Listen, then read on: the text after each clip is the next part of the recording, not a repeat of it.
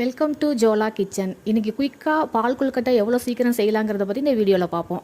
அரைப்படி அரிசி மாவை அரைச்சி காட்டன் துணியில் வச்சுருக்கேன். அந்த தேவையில்லாத தண்ணியை காட்டன் துணி உறிஞ்சிரும். வெல்லம் நுணுக்கி வச்சுருக்கேன். அதிலே ஏலக்காய் 4 நுணுக்கி வச்சுருக்கேன். 1.5 மூடி தேங்காய் துருவி வச்சுருக்கேன். இப்போ எல்லாம் ரெடி பண்ணி வச்சாச்சு. தண்ணி கொதிக்குது. 1 மணி நேரத்துக்கு முன்கூட்டியே ஊற வச்ச கடலப்பருப்பு கொஞ்சம் வச்சுருக்கேன். அதை வந்து இந்த உலையில் போட்டுக்கலாம். இந்த கடலப்பருப்பு கொழுக்கட்டை சாப்பிடும்போது ஒன்று கடிபடும்போது அவ்வளோ டேஸ்ட்டாக இருக்கும்.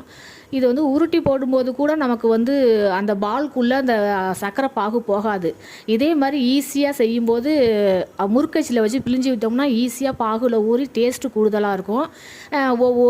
ஒத்த ஆளாக உள்ளவங்க ஈஸியாக சீக்கிரமாக செஞ்சிடலாம். அதுக்காக தான் இந்த மெத்தடை நான் எடுத்திருக்கேன்.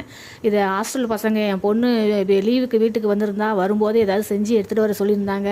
அவங்களுக்காக ரெடி பண்ணிகிட்டு இருக்கேன். பிள்ளைகள் ஆவலாக எதிர்பார்த்துட்ருப்பாங்க.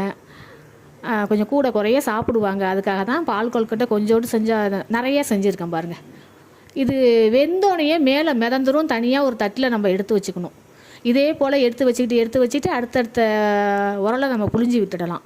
லாஸ்ட்டாக எல்லாத்தையும் தட்டில் எடுத்து வச்சுட்டு நம்ம பாக போடலாம். வெல்லத்தை வந்து வெந்நீரில் போடலாம். நல்லா மிதந்து வந்துட்டு பாருங்கள். நல்லா வெந்தால் தான் மேலே மிதக்கும். இப்போ வெந்நீரில் வந்து வெல்லத்தை போட்டுடலாம். அதில் ஏலக்காயெலாம் நுணுக்கி போட்டிருக்கேன். அதனால் ஒன்றும் பிரச்சனை இல்லை. நல்லா கரையட்டும். சீக்கிரம் கரைஞ்சிரும் நீரில். நல்லா கரைஞ்சதுக்கப்புறம் இந்த புழிஞ்சி வச்சுருக்க அந்த முறுக்கச்சியில் புழிஞ்சி வச்சுருக்க மாவை வந்து சர்க்கரை பாகில் போட்டுடலாம். இது வந்து நல்ல பாகில் ஊறி பாகு நல்லா அந்த முறுக்கில் ஏறி நல்லா டேஸ்ட்டு கூடுதலாக இருக்கும். இப்போ சர்க்கரை பாகு நல்லா கரைஞ்சிருச்சு. சர்க்கரை எல்லாம் வெல்லம்லாம் கரைஞ்சிருச்சு. அதில் போட்டுக்கலாம். போட்டு கொஞ்சம் கட்டி முட்டியமாக இருந்துச்சுன்னா இது மாதிரி குத்தி நம்ம வந்து உடச்சி விட்டுடலாம். ரொம்பலாம் ஒன்றோட ஒன்று சேராது. பாருங்கள், இது ரொம்ப டேஸ்ட்டாக இருக்கும். ஒரு டைம் இது மாதிரி செஞ்சு பாருங்கள். இப்போ வந்து எல்லாம் தனித்தனியாக இருக்குது பாருங்கள். இப்போ 1.5 மூடி தேங்காய் துருவி வச்சுருக்கோம் இல்லையா, அதை வந்து அதில் சேர்த்துடலாம். செம்மையாக இருக்கும். இந்த தேங்காய் பால் வந்து இந்த பாகில் இறங்கி அருமையாக இருக்கும். இந்த வீடியோ பிடிச்சிருந்துச்சுன்னா உங்களுக்கு வந்து எனக்கு லைக் பண்ணுங்கள், ஷேர் பண்ணுங்கள், சப்ஸ்கிரைப் பண்ணுங்கள்.